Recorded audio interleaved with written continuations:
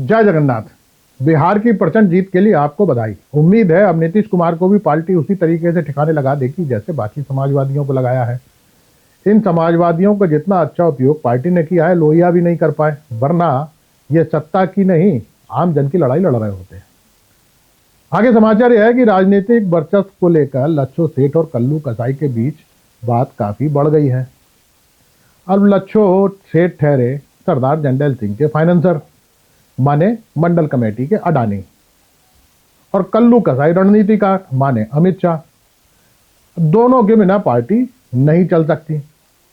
बिहार चुनाव में जब से आपके भाषण हुए हैं, कल्लू कसाई सीना फुलाए घूम रहा है। लोगों को बताता है कि अब भाषण आपके वही लिख रहा है, वरना इससे पहले आपके भाषण में कभी कट्टे और सिक्सर का जिक्र नहीं हुआ। मंडल कमेटी वाले कहते हैं कि कल्लू चुनाव जिताने की गारंटी है, जिसे पैसे देता है वोट लेने की गारंटी पहले ही ले लेता है। बिहार में कल्लू का फार्मूला काम कर गया, वरना पैसा तो चुनाव से पहले राजस्थान में गहलोत ने भी बांटा था और छत्तीसगढ़ में भूपेश बघेल ने भी। पर वो पार्टी में बढ़ती अनुशासनहीनता को देखते हुए सरदार जंडेल सिंह ने भन्नो सेठ की अध्यक्षता में एक अनुशासन समिति का गठन कर दिया है। भन्नो सेठ का कहना है कि अनुशासन समिति पार्टी के संविधान के हिसाब से काम करेगी, जबकि कल्लू इस समिति को गैर कानूनी और पार्टी संविधान के खिलाफ बता रहा है। वहीं भोला जाटव ने ताल ठोकते हुए कह दिया है कि राजनीति चुनाव जीतने के लिए की जाती है और चुनाव संविधान का पालन करके नहीं, ज्ञानेश बाबू की मदद से जीते जाते हैं। संविधान का क्या है, उसमें तो कभी भी संशोधन कर दो, जैसे सुप्रीम कोर्ट के कहने के बाद भी मुख्य चुनाव आयुक्त की नियुक्ति में मुख्य न्यायाधीश को अलग कर दिया गया। जब देश संविधान से नहीं चल रहा तो भन्नो सेठ को क्या चुल्ल छूटी है जो संविधान को बीच में ला रहे हैं। इससे नया विवाद खड़ा हो गया। पूरा गांव संविधान खोज रहा है, पर वो मिल नहीं रहा। कार्यकर्ताओं का कहना है कि उन्हें तो संविधान का नाम सुनकर ही उबकाई आने लगती है। जब से नीति निर्धारकों ने मनुस्मृति को संविधान मानने से मना किया है, उन्होंने कोई संविधान नहीं पढ़ा। ठाकुर अजगर सिंह का सुझाव था कि हमें आरएसएस का संविधान पढ़ना चाहिए, शायद कुछ रास्ता निकल आए। पार्टी के दिलजले कार्यकर्ता राधेलाल पंडित जी ने बताया कि जब संघ का रजिस्ट्रेशन ही नहीं हुआ है तो संविधान कहां से आएगा। मंडल कमेटी वालों ने तो अभी तक संविधान की कॉपी देखी ही नहीं है, न पार्टी के संविधान की न भारत के। सुना है भन्नो सेठ के पिताजी कांग्रेसी हुआ करते थे, उनके पास दो तरीके के संविधान थे, एक देश का, दूसरा कांग्रेस का। देश के संविधान को तो दीमक चाट गई है। अब रही बात कांग्रेस के संविधान की, तो खुद कांग्रेस ही उसे नहीं पढ़ते। तो कुल मिलाकर संविधान न तो कल्लू ने पढ़ा है, न भन्नो सेठ ने, लच्छो सेठ ने। लच्छो सेठ का कहना है कि संविधान क्या है, जिसकी लाठी उसकी भैंस। उसके सट्टे के फड़ से थानेदार से लेकर तहसीलदार, एसडीएम सबके पास पैसा पहुंचता है। मजाल है कोई कह दे कि लच्छो ने संविधान का उल्लंघन किया हो कभी।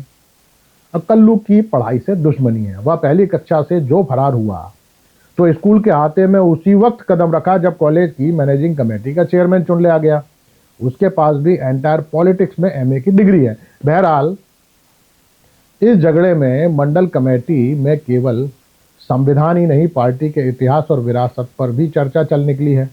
अब इतिहास वामपंथियों ने लिखा है तो कार्यकर्ता उसे पढ़ते नहीं है। अब रही बात विरासत की, तो वो प्रभु श्री राम से शुरू होकर बाया पृथ्वीराज चौहान सीधे शिवाजी महाराज पर खत्म हो जाती है।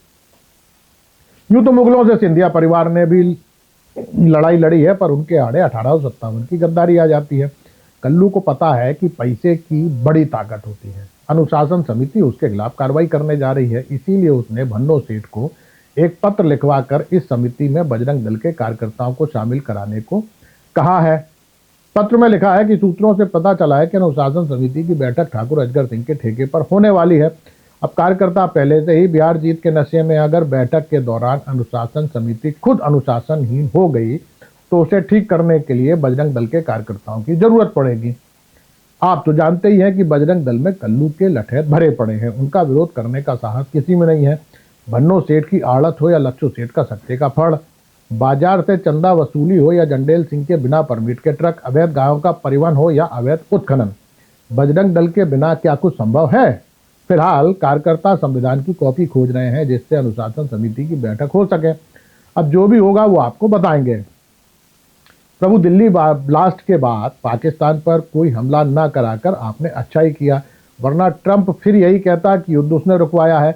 लोगों ने जीएसटी उत्सव तो मना लिया, पर अभी तक यह समझ नहीं आया कि सस्ता हुआ क्या है।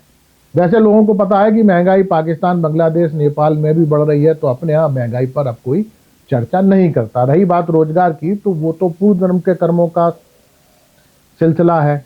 शेष कुशल आपका भक्त सेवक राम। नमस्कार।